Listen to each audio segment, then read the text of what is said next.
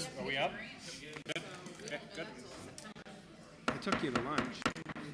I bought everybody. Good evening. I'd like to call to order the Committee of the Whole meeting, Monday, June 17th, 2019, 7 p.m.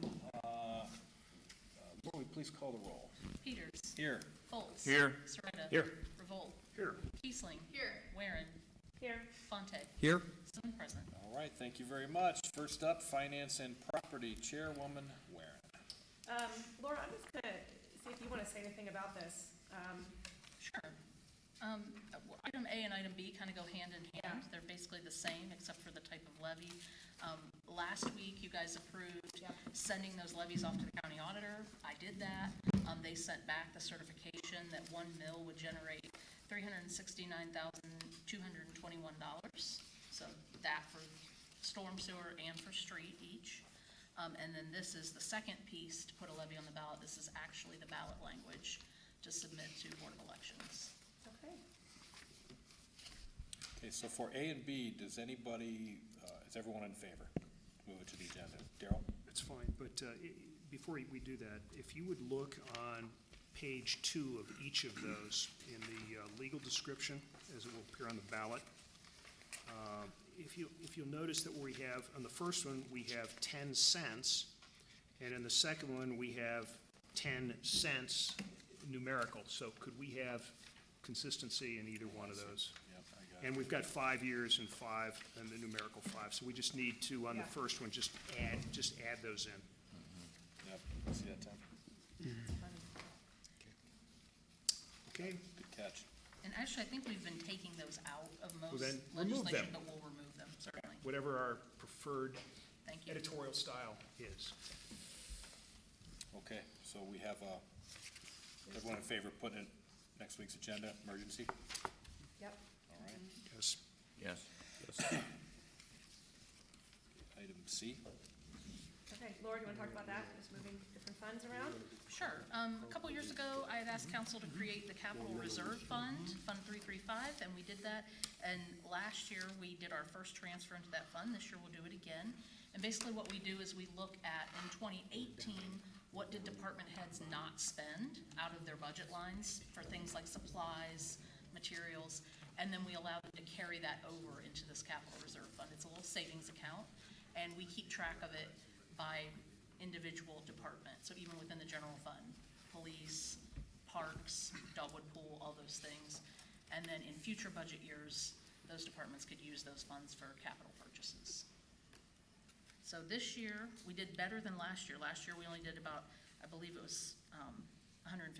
This year's about $335,000 that was not spent in 18 that we will then save for a rainy day for a capital purchase. And then there were times where you said we're going to use those monies. I can't think specifically for certain projects, but isn't that right? Like, didn't we use it with some for the generator, with some for? Not for the generator. We had, the only piece that's been used so far is there was a piece of equipment for the street department. Okay. That because salt was so much more expensive this year, they didn't have a lot of extra operations money, but they could pull from that capital reserve and still be able to get that piece of equipment. I believe it was the excavator. So if I understand this, the typical complaint about government is that as it nears the end of the fiscal year, various departments spend everything they can with the fear that their budgets will be lower or disrupted. But in this particular instance, what you're telling us is that our various departments have been good stewards of the public treasury, and these are monies that have been unspent and will be held in reserve. In other words, they're being responsible. That's right. Good. Yeah, we don't want anybody going the last week of December and buying up a lot of stuff they don't need just to save that budget. Absolutely. Yep. Okay. All in favor to put that on the budget, or on the agenda? Yes. Excuse me. Okay, you done, Steph? Yep. All right, at this time, I need a motion and a second to amend the agenda to include an item on community economic development. I move we add item 3 to the agenda under Community and Economic Development, and that item is the Industrial and Commercial Job Creation Incentive Grant Agreement. Yes, sir. Second. All in favor? Aye. Opposed? Motion carries. Chairman Keesling. Yes. We need to do number 2 first. Oh, Personal and safety. oh, I'm sorry. Jeez, well, all right, jumped ahead of myself. That's my committee as well, personnel and safety. Unbelievable. Okay, we have a legislation request from Director DiOrio. Pat, you want to give us a quick overview? We have Chief Minnock here. Yeah, I'm going to ask Chief John Minnock to come up to the podium and be able to kind of, lay out the narrative of where we are with, geez, my chair just collapsed. Did you get that on camera there?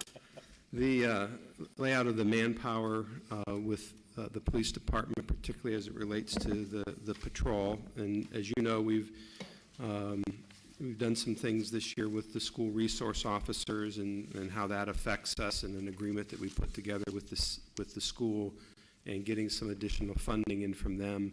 But we do have some manpower requirements. So Chief, why don't you go ahead and talk about this, because we've been working on this really since the last budget cycle on getting this piece moved forward.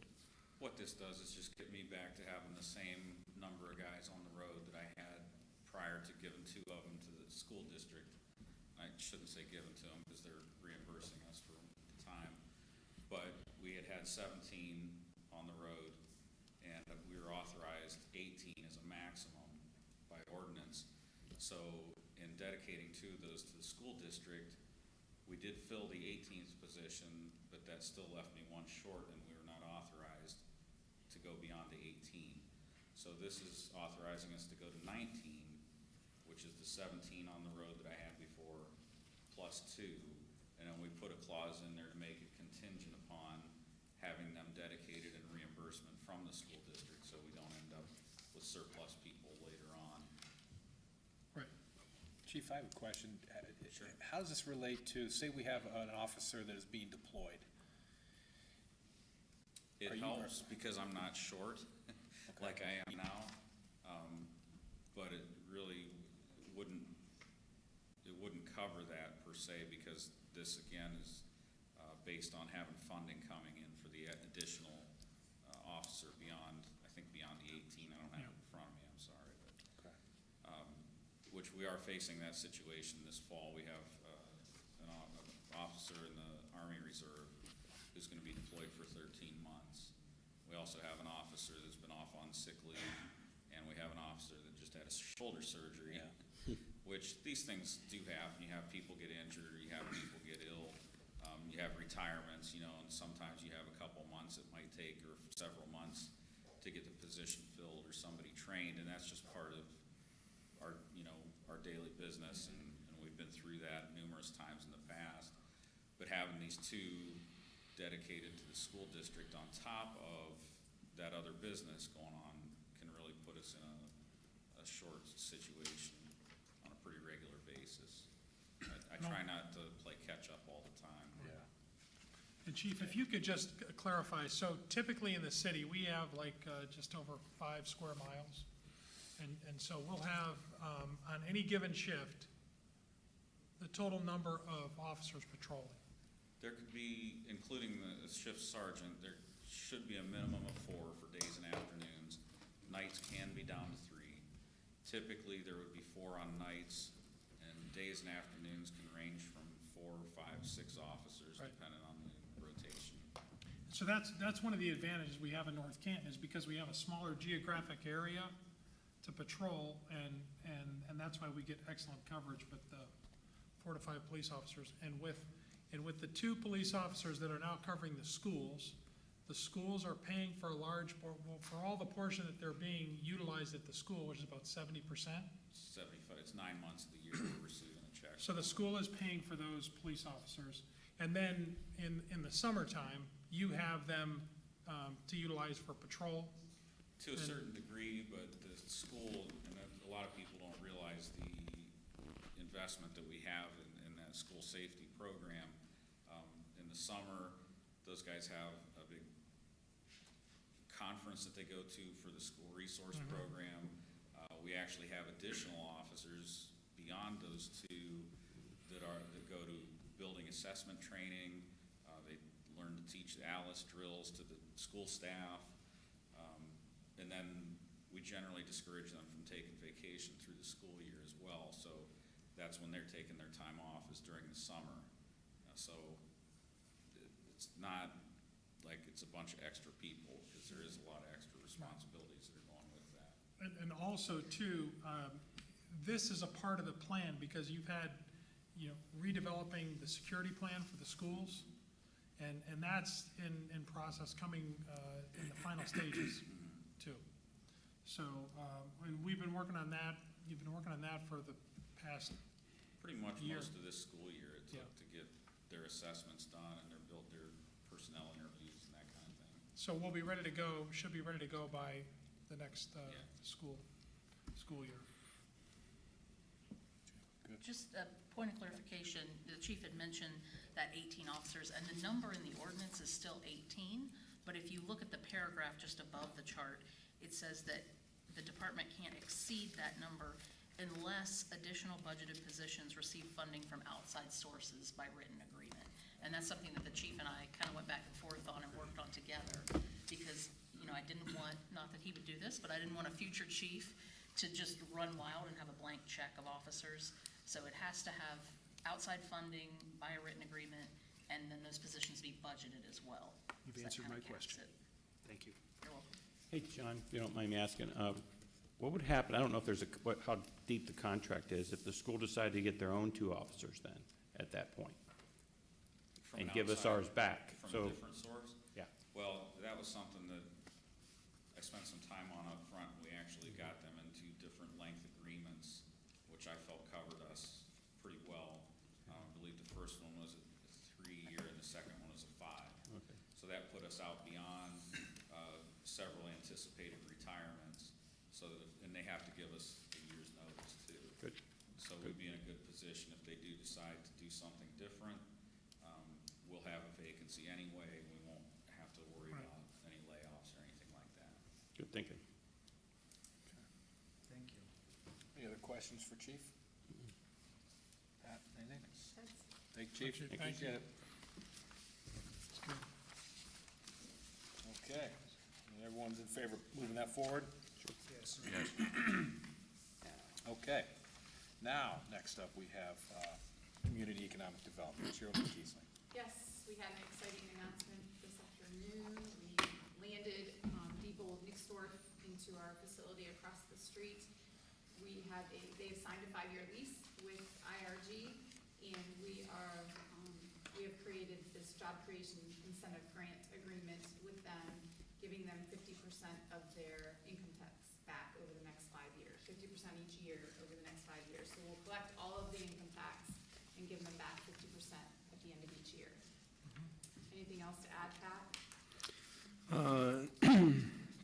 The standard clauses in there concerning if they don't meet the incentive agreement, what happens. And, this isn't the council's, first endeavor at this. You guys did this with Akron Children's, so a lot of the language is very similar.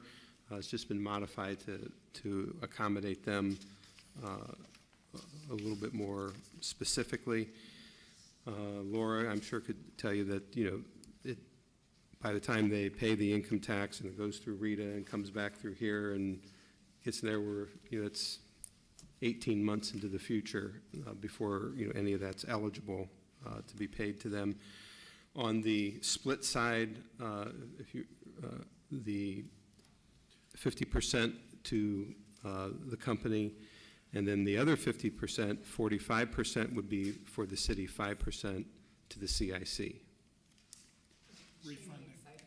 We get to send some money back, recharge our CIC, which is the first time we've really done that other than putting our own money into it.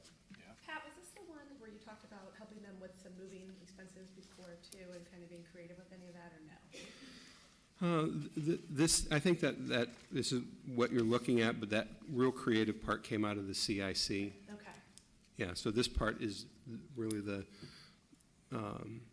what you see from, most municipalities trying to lure jobs to their city is offering some type of income tax incentive. Okay. Okay, so, everybody okay when we're on the agenda tonight, correct? no, Next No, it is next week, okay, good. next week. Is anybody opposed to putting a emergency provision in there? And we'll do one reading next week, the 24th. Is everybody gonna be here? Yeah. Okay, Sound good? I'll put it on and put it with an emergency. Good job with that. Good job. And I was just gonna add that the incentive package is not, or let me rephrase that, the incentive package nicely corresponds to the CIC incentive offered to Myers Controlled Power, total all-in cost. And as we know that that particular project produced a nice ROI and saw subsequent job gain and a long-term presence here.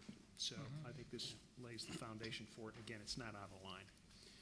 No, I think that one of the greatest incentives that we have is to get people over there. Absolutely. The more people over there, the more, I think we mentioned that, Dave mentioned that, we were talking in the back of the room, the more people we can get down here, the more our businesses will reap that in, and maybe across the street there, we'll start seeing that there is an area that they need to work on to make that area more presentable for all the people coming into town. So I'm encouraged about that, hopefully. Pat, so they're saying 215 on the jobs and what they think it'll project. So it's performance-based, like if they can't get 215 jobs, or if they get 250 jobs, what's the incentive? Like, Well, you're going to be looking at the payroll, so it's 8.4 million, just under 8.4 million that they need to get to. Whether they do that with, 215, or they do it with 220 or 210, whatever it is, but they got to hit that 8.4 million. And then, as we've done before, if you don't hit it, if you miss it by a mile, like you only get 50% of that number, you're going to miss out on your incentive. But if you get 75% of that threshold, you're still eligible. You may not receive it, but you're eligible to get it. In future years, if your payroll exceeds the 8.4 million, say it's 9.4 million, then we would allow you to apply excess payroll from, say, 2021 back to 2020 if you missed it in 2020. So that So is it's something that's also performance. unique. performance-based then? It's definitely performance-based. They have to hit their I like numbers. that. If they don't hit it, they don't get it. And the other point too is that we're collecting the income tax. So it's not like we're advancing an incentive to them through this income tax. We collect it, and based on the amount that we collect, and based on their performance, then we will issue a grant back to them. So in that respect, we're ensuring compliance. Yeah. And then the same with the CIC, Community Improvement Corporation, which we had approved that earlier today. It's the same thing. That we're reimbursing for the permits and the plans examination up to $100,000. But in the event that they were to, and that's something that is done more upfront, but if they were, the lease is 5 years, so let's say that if they left in the first year, they have to pay back 100%. 100%. Second year, it's 75%, third year, 50%, 50%, fourth year, 25. so 25, so, really, the agreement covers the city. All right. Good stuff. Okay, before we adjourn out of this committee meeting, a couple housekeeping measures regarding the upcoming meeting schedule.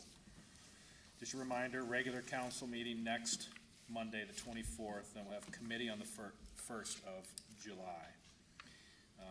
We need to schedule a special council, or have we already scheduled that, Laura? No, we need to We have schedule not. it tonight Okay, so, with the topics that it's gonna cover. yeah. We talked about it. yeah, the capital reserve transfer and the police authorized manpower. But at this time, I'll entertain a motion in a second to schedule a special council meeting July 1st for for second reading of the capital reserve transfer and police authorized manpower. So moved. Second. All in favor? Aye. Opposed? Okay, motion carries.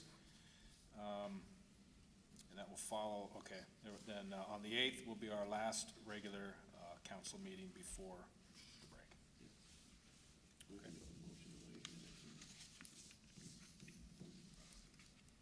For, We're not doing the first reading tonight. Right, yeah, we'll just do it next week. yeah. Okay. Concludes this agenda. I'll entertain a motion and a second to adjourn out of this meeting.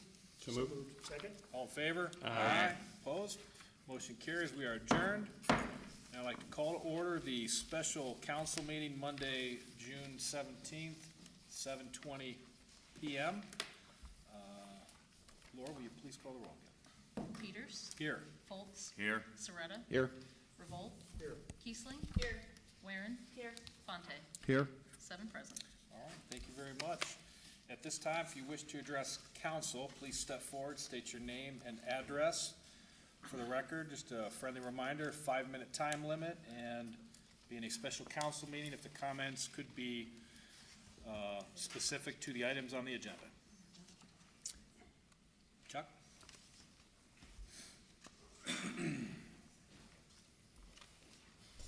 Chuck Osborne, 307 Fairview Street Southeast, North Canton, Ohio. Given that you had just discussed the Debo grant, I would think that would open the door for comments on that. So You'll I'd have like an to opportunity to comment next week at a regular council meeting. We'll be voting on it the first reading. So you can make comments to that next week. Okay, thank you. Thank you, Chuck. Thank you. Anyone else wishing to discuss items that are on the agenda this evening? Okay, seeing none, we will move on to ordinance number 28. Motion. So moved. Well, hold on, do I have to amend this first, Laura, or Tim? You got a motion to read it first. Would you like to read it first and then Okay, all move right. to amend? Motion is second to read by title only, third reading, ordinance number 28-19. So moved. Second. All in favor? Aye. Opposed? Motion carries. Tim? An ordinance authorizing the mayor of the city of North Canton, upon board control approval, to enter into a project development agreement with Johnson Controls Incorporated to develop facility improvement measures, a copy of which is attached here to and incorporated herein, and declaring the same to be an emergency. Thank you. Chairwoman Warren. So we've talked about this a number of times, and I think really good conversations and a lot of questions, and we've had Mark from the water facility come up, and we've had an independent group look at it, CT, and now I think, and last week, they kind of rewrote their scope of it, and so we have that in front of us. And I think what was really nice is when the engineer presented last week and gave the overall scope of what we want to do. We know water's important to our city, and we want to make sure that we keep it that way and are able to use it in the way that we want to use it. So I'd like to move it forward. I'd like to vote on it tonight, and then if we have any other questions or thoughts. I think the thing maybe we've been missing is we're really just passing it over to the Board of Control, just like we've done for other projects. We're not talking about how many sludges or presses or lagoons we need. We're not talking about the cost at this point or how we're financing it. We're just moving it over to say, to the Board of Control to say, are we gonna move on this, and then what tweaks could they make to it? Well, I'm encouraged that, I'm looking at, under scope of services, C, assist us, the customer, in arranging for project funding. I'm assuming that's gonna be through our engineer and working through the process, so. And that's one of the reasons I think we need to move it forward is some of those grants, and maybe Rob, you can comment on that, but there's a certain time frame of when possibly we could get a Graham. Grant. Rob, grand. Graham can get a grant. Right, Graham? Yeah, Sure our first does. major grant application deadline is to the Public Works Commission, District 19, which is Stark County, and they need their applications by Friday, September 13th. So if you choose to move forward tonight, we do have time until at Johnson Control that had a set of plans, may not be exactly what we built, but something that shows that we're looking at moving forward with the project. Basically, one of the scoring criteria is readiness, and they gauge that by monies you spent to come up with a set of plans. So that gives us a stronger application against our competition. Do you feel like it's a good chance that we would get monies for it, or? I think it would score well, I guess Okay. we'll put it that way. I mean, it's so competitive.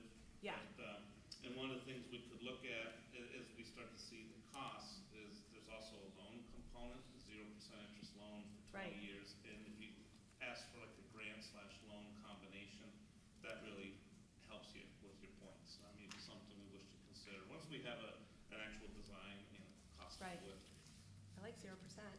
Pat, did you want to say anything else? I know that you had talked to Cheston this morning, and Yeah, well, thank you. Just, again, just to remind, council where you're at, this is very similar to what you've done on the generator project.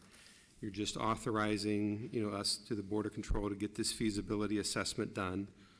Once we get, all the, items addressed that we feel need to be done in this feasibility assessment, we bring it back to council and say, okay, it's like we did with the generator.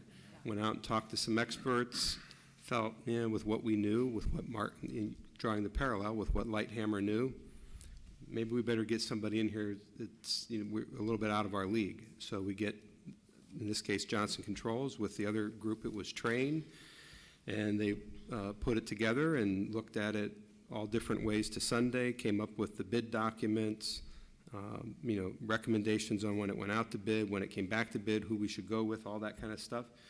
And then we still brought it back to council and said, okay, this is what we think it's going to be. And we bid it out. When we initially thought we were going out, it was $350,000 for the generator, but when we actually bid it, it was $250,000. And then we were able to make a decision on, how to pay for it then. I think you need to get that information first so that you have an understanding of what it is that you're doing, but you all get a chance to vote on it again. Pat, I'm interested in the zero interest loans, and grants and so forth. But the other thing I was thinking about is, what's his name? Mr. McNutt, Bob McNutt. Remember when he gave us, he's been with us, 25 plus years? And when you read his conclusion, he says that he's not saying no, he just says use caution. So here's the question I have. I'm good with all what we just talked about. Of course, the financing was my big thing. But do you think we could, by chance, and I'm not sure legally how to do this, if we can do this, but I just wanted to throw this out. Is there a way to make it an exhibit, his findings, so that when the Board of Control, does their research, they kind of take that into consideration? Because Johnson Controls, they're running with it, but CT was with us 25, 30 years, and, they know the ins and outs more than anybody. And if he says use caution, is there a way we could just sort of blend them together? I don't know if we can do that legally, so that we can move forward with this. Is that possible? Yeah, I would, I'm not the law director. That's really going to be a question that he's going to answer, and we'll give him some time to think about it while I babble on. But I think if we could do that, to that extent, it at least gives some direction to the Board of Control when they're going to talk with the company about the specifics of this feasibility assessment, that we're making sure that we get addressed all the different issues that, Mr. McNutt, had brought up in his correspondence. And keep in mind, that, this is kind of playing in CT's wheelhouse. They're a competitor, so they would like to get the job too. But to that extent, he still has a fiduciary responsibility to the city in pointing out these various areas that they would like to get answers to. And we intend to do that in the Board of Control. But if you wish to include that at this time as part of it, as an exhibit, that's fine. Certainly, we would not be opposed to that. well, 4 of the members from the Board of Control out of 5 are here, right? So you all know. There's 4 members of the Board of Control. So you all know that it exists. Yeah. Go ahead, Darryl. Johnson Controls has a copy of that memorandum, and I believe that it has been impressed upon Johnson Controls that in its feasibility study, it should address each and every point raised by CT Consultants. I mean, I believe that since they're responsible for all where we've been so far, I mean, even though they are a competitor, I think they need to be at least looked at. to make sure we uncover every rock and look at every angle to make sure that we're good. I would imagine I that think John, that was their plan. CT, yes, CT will have a Does second. does it need to be Yeah. in writing, or are we just doing good faith here? Well, I got a couple points here. I want to go on record because I've been very critical of this whole thing, and I still have some issues. The 3 points I want to make when you take this to the board, the control board. Number one, this whole process at the very beginning, and I don't know who or what political process decided, first of all, that Johnson Control was the only one that we were going to use. That's number one, because just recently our schools went through the same process, and they invited other bidders in, and they brought the bidder that they felt was the best that would work. And it was the same process. They didn't want to finance because they could afford it. And they didn't want to finance anything that they could do this with. And they're doing the same thing with electrical bulbs, and they're putting new windows in. It's a very high thing. And they stated that very strongly, that they didn't think that they needed to finance something that they could pay for. Secondly, every common sense business person would not go with someone to tell you what you need to do, and then the same people are going to finance your project. That just doesn't make any sense to me. So the same people that we want to finance our project are going to tell us what we need done with some consultant. To me, that doesn't make good business sense at all either. So again, and I think we owe it to our community that we should be going out to multiple bidders to get the lowest, best price, so what's best for the community. So that's 2 reasons why I've been very critical of this whole thing. The last one, Pat, you sent out the letter to, came from Bob McNutt, and Bob McNutt, who has been our consultant now for how many years? He created the whole water district and everything. All right, so he states here, and I'll quote, "Expansion of existing lagoons may be the least expensive approach. Plate and frame sludge press method is very capital intensive, requires special staff and high in energy costs." So that's more cost to us. Therefore, we would disagree with mechanical dewatering with plate and frame, which is the sludge. In his conclusion, as Don mentioned here, we do not recommend the city proceed with Johnson Control to design a sludge management and unit process. Instead, we recommend the city proceed with sludge management studies. Now, there's a guy, why do we need to go pay for a consultant when we just have a consultant here that's been the top consultant in our town for some time? Give us all the information here, and he's the closest to it that I think we know of. So that's one of the 2 or 3 reasons why I've been very critical of this whole process and how this thing has gone down. And I don't think it represents how the normal business that we usually do. So with that, that's why I've been voting no and will continue to vote no for the way this has been put out to us and the whole process that has gone through. So that's all I got to say about that. Well, to address those 3, as I made a note, I'm not sure where the information came from that Johnson Controls was providing financing. That has never been the case. Well, we still have the thing in here that says they arrange in project funding. That's what we're speaking with directly now, is Okay. with providing documents so that we can go to OPWC, or we may end up going through Laura and if, getting a bond or whatever it is, but it wasn't going to involve Johnson Control, so I'm not That's sure where good. that came from. But it's very good that you ask the questions, and I appreciate that you do. And I have no problem with any member of council addressing it, and I prefer that I get more of that, quite honestly. It's like Pat Cheston had told me the same thing. They just help in assisting, so they'll give you the documents, the drawings, but they've never provided the financing. And as far as bidding, we agree. We want it to go out to bid, but we have to go through some process to get it out to bid. Somebody has to engineer it. Somebody has to study whether or not it can even go out to bid. Whatever the process is that we're doing, if it's building more sludge lagoons, if that's the ultimate determination, that has to go out to bid too. Somebody has to do that. And we need an engineering firm, consultant, whatever you want to call them, to put that together, because that's something that's beyond our ability. And as far as, Mr. McNutt's letter, that I do say and continue to say that is something that I reached out to them and asked for that, because as I felt the last meeting of the council where we discussed this, that there was still sufficient confusion, that I wanted to try to get a little bit more clarity. I think it provided some clarity. It provided definitely clarity on what the scope of the project should be. We need a lot of information to figure out which direction to go. But ultimately, it's, we have to start the journey somewhere. And generally, that starts with having somebody put together it, analyze it, and see if it even is a viable product. I mean, I guess I just feel like we've used consultants for other things. We've used it for fairways, or maybe we're going to, we've used it for Fieldcrest, we've used it for our technology, we've used it for, I mean, a lot, because we don't have the expertise, so I feel like that's just what we're doing. And we're moving it to the Board of Control to get it started. When he said we needed a feasibility study, they were going to do that. It wasn't some grand plan that they just came up with. I mean, Johnson Control was never moving forward without a feasibility study. That was just the next step, and that's where we're taking it, is the next step to see what our options are. So since we're not experts on feasibility studies and all these kinds of things, that's why we're asking some of these questions that might seem mundane.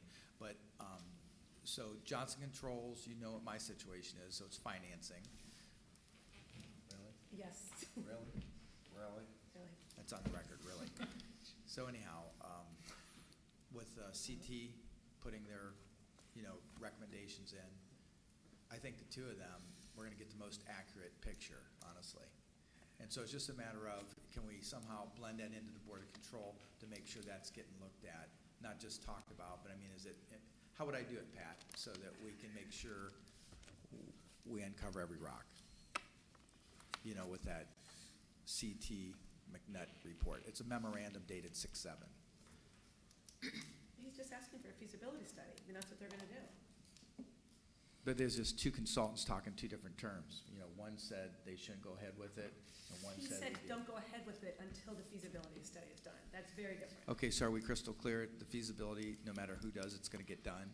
Yeah, and, ultimately, whatever the decision is as far as, whatever the recommendation is from the consultant as to what to do, will come back to city council for further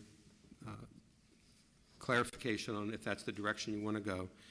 And ultimately, we will have the water consultant sign off on that. Which is McNutt? Mm-hmm. Almost like a second opinion. Okay, fair enough. That makes sense.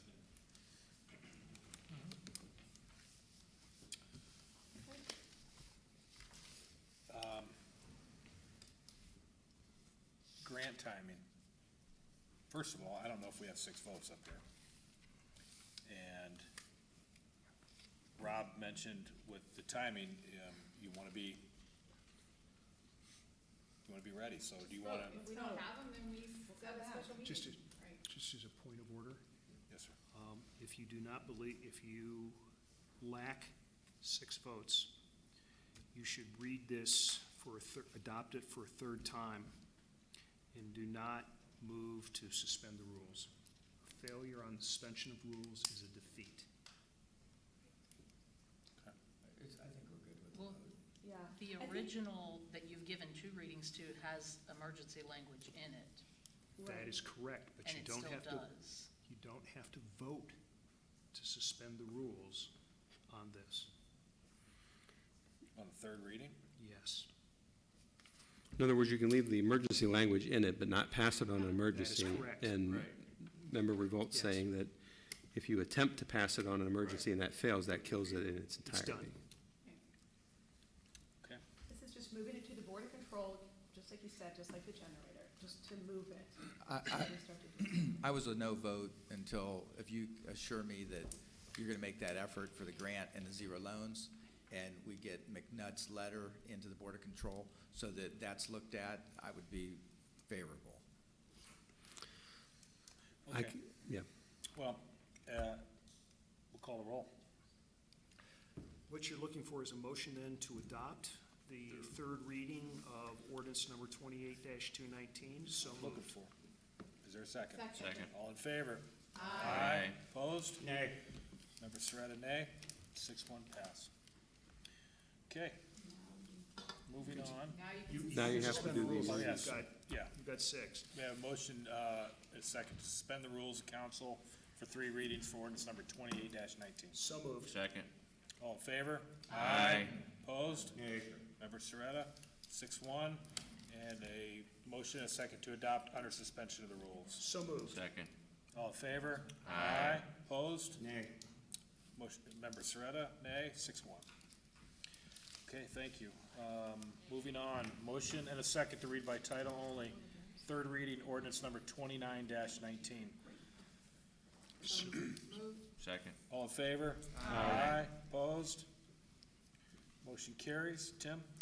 An ordinance authorizing the supplemental appropriation of funds of the city of North Canton to be appropriated from the unappropriated resources of the general fund to the general government professional services account in the amount of $29,865, and the unappropriated resources of the water fund to the water administration professional services account in the amount of $66,780 for the cost of a proposed project development agreement with Johnson Controls Incorporated. Thank you, Chairman Warren.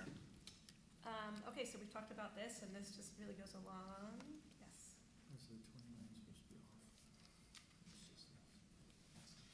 Lori, did you have any, yes, If you look in your packet, there's a version that has strike-throughs in it to Yep. remove the general fund portion. Okay. But you guys had not voted to amend it at past meetings, so if you wanted to amend tonight to remove that, I kind of gave you a draft of it. I see. So do you want a motion to amend? Yeah. To remove, 29,865 from general Yep. fund? I'll second that motion. Okay, all in favor? Aye. Opposed? Motion carries. All right, it is amended now. Okay. Need a motion Motion to to adopt adopt. the third Yeah, reading? Any further questions, though? Yeah. No one? Okay. Motion to adopt the third reading of ordinance number 29-219 as amended, 2019 as amended. Second. All in favor? Aye. Opposed? Nay. Member Soretta, nay. 6-1. Okay, thank you. No good there, okay. Motion and a second to read by title only, second reading, ordinance number 43-19. So moved. Second. All in favor, say aye. Aye. Aye. Opposed? Motion carries. Tim?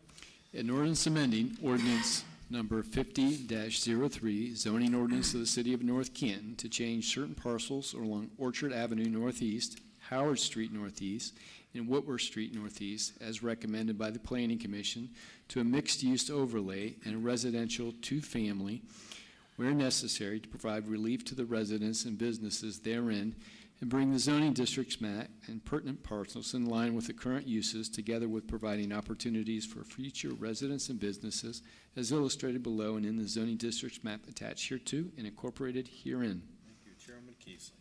Just what he said. He said it so eloquently, and we've had the discussion, we've seen the maps. Any questions? I motion we adopt. Second. All in favor? Aye. Opposed? Motion carries. That concludes this agenda. Is there a motion to adjourn? So moved. Second.